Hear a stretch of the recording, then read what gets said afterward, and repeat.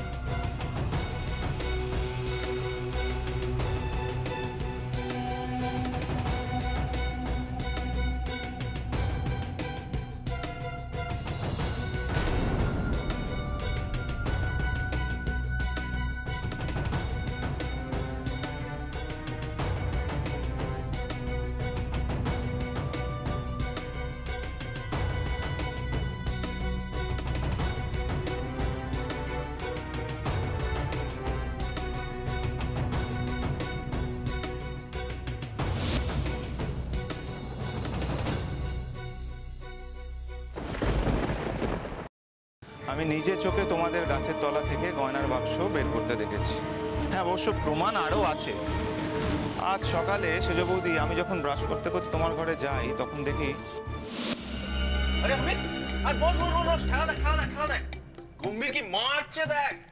Nice nice, আমার তো অফিসের জন্য কিছুই দেখা হয় না, এই এখন দেখছি। ওই সাকসেস এই তো দেখ অমিত, বল ভাই দেখ খেলাটা কি খেলছে। আচ্ছা শোন না, একদিন আমরা নিজেরা ইডেন গার্ডেন্সে খেলাতে যাবো, বুঝলি? হ্যাঁ সবাই মিলে কি? শিওর শিওর, ছুটিটা ম্যানেজ করে নিয়ে যাবো। হ্যাঁ হ্যাঁ একদম। বস বস বস বস বস।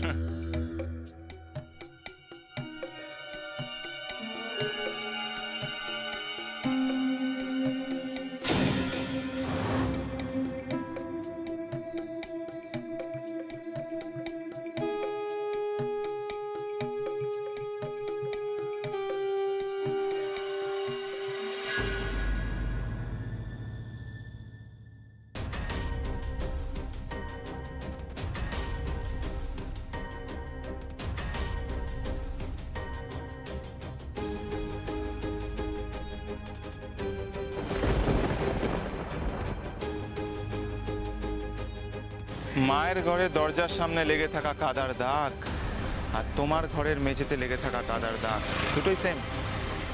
তারপরেই সমস্ত বিষয়টা আমার কাছে জলের মতো পরিষ্কার হয়ে যায়, ক্রিস্টাল ক্লিয়ার। আমার মনে ঘুরতে থাকা সমস্ত প্রশ্নের উত্তরও আমি পেয়ে যাই যে মায়ের ঘরের গয়না আর কেউ নয়, আমার প্রিয় মেজ বৌদি আর সেজ বৌদি চুরি করেছে।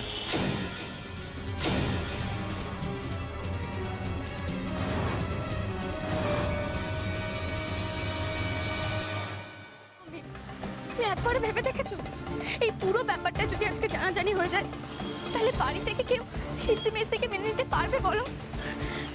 আর মা যদি ঘটনাটা শোনার পর রাগে দুঃখে কষ্টে ওদের সত্যি সত্যি বাড়ি থেকে বের করে দেয় তাহলে তো আমাদের গোটা সংসারটা ভেঙে যাবে। আমি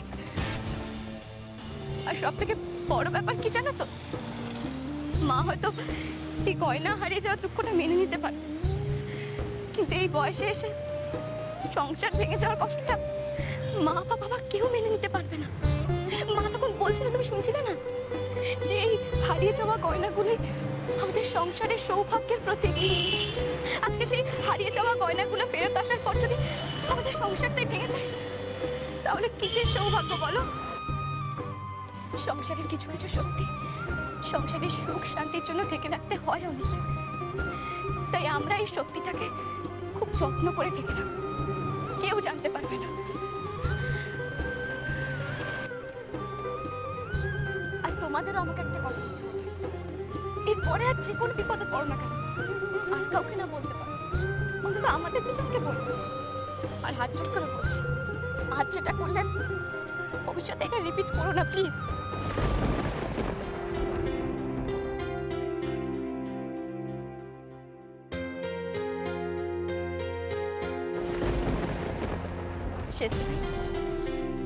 তুমি অফিসের পুরো টাকাটা না দিতে পারলো, এটা বিক্রি করে অন্তত ক্ষতিপূরণটা কিছু দিতে পারবে, এটা নাও। না লাবণ্য, আমি শেষি ভাই এইটা নাও না। কি হলো শেষি ভাই? নাও এটা। যাবো না আমি তুমি নাও না, তুমি নাও তো, এটা নাও। এটা বিক্রি করে ক্ষতিপূরণটা দেবে তুমি। দেখেছো মেজে বৌদি সেজে বৌদি, তোমাদের সাথে লাবণ্যর কতটা তফাৎ? ওর মনটা কত উদার। ও শুধু তোমাদের গয়না চুরির দায় থেকে বাঁচালোই যে তা নয়, নিজের গয়না দিয়ে তোমাদেরকে হেল্প করলো। আর তোমরা কি করো? বাড়িতে প্রতি মুহূর্তে প্রতিটা জায়গায় ওকে ফাঁসানোর চেষ্টা করো। আর আজকে কি করলে? এত বড় একটা কনস্পিরেসি ওর এগেনস্টে। যাকে তোমরা যখন এই কাজটা করেছো, আমি তো এত সহজে তোমাদেরকে ছাড়তে পারবো না। তোমাদেরকে লাবণ্যর কাছে ক্ষমা চাইতে হবে।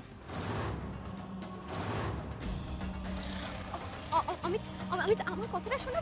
ওরা আমার কাছে ক্ষমা চাইবে মানে? শোনো শোনো শোনো, তোমার একটা কথা আমি শুনেছি, আমি বাড়িতে কাউকে জানাচ্ছি না, কিন্তু ভুল যখন করেছে তখন ওদেরকে তোমার কাছে ক্ষমা চাইতেই হবে। চলো চলো চলো, ক্ষমা চাও লাবণ্যর কাছে। কি বলছো কি অমিত ঠাকুর? আমাদের লাবণ্যর কাছে ক্ষমা চাইতে হবে? দেখো, অন্যায় যখন করেছো তখন তো ক্ষমা চাইতেই হবে। I am sorry. We are very sorry, Labu. Sorry নয়, সরি নয়,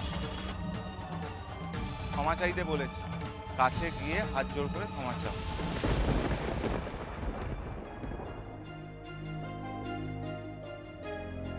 লাবণ্য, আমাদের ক্ষমা করে দে। চিচি, তোমরা আমার কাছে কেন ক্ষমা চাইছো? আমাকে কিছু বলতে হবে না। তোমরা আগে নিজেরা নিজেদের কাছে প্রমিস করো যে এরকম কাজ আর কোনোদিনও করবে না, কেমন? মিস ভাই, কয়নার বক্সটা দাও। গয়নাগুলো তো সব নকল, এটা নিয়ে কি হবে? বক্সটা তো লাগবে।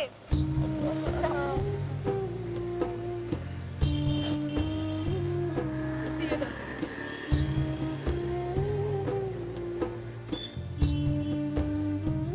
অমিত, চলো মায়ের কাছে গিয়ে গয়নাগুলো দিই। মা বড্ড মন মরা হয়ে আছে। চলো চলো।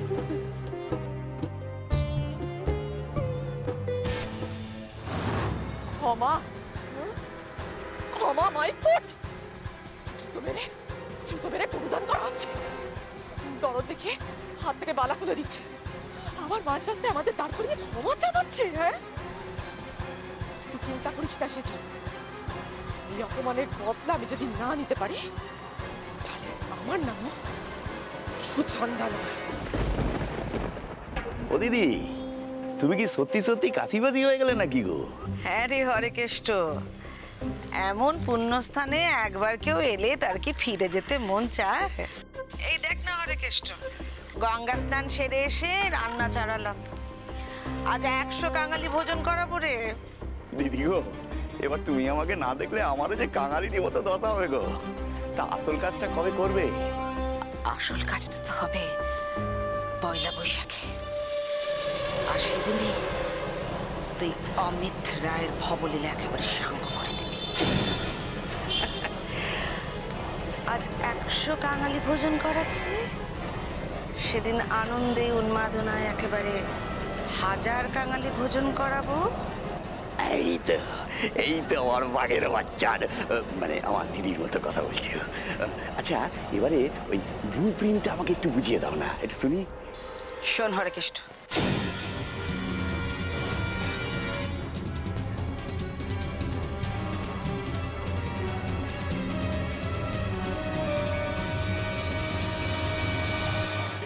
আমি এখন রাখি, পরে কথা বলবো। হ্যাঁ বড় বউ, অনেকগুলো শাড়ির মধ্যে থেকে এই শাড়িটা আমার খুব পছন্দ হয়েছে। ছোট বৌমাকে ভারী সুন্দর লাগবে। এই রংটা ওকে খুব ভালো মানায়। তুমি শুধু একবার বলো মা, আমায় ডাকতে হবে না, আমি নিচে ছুটে তোমার কাছে চলে যাব। ওমা, ডাকি না ছোটকে? না বড় বৌমা, ও শাড়ি তুমি আলমারিতে তুলে রাখো।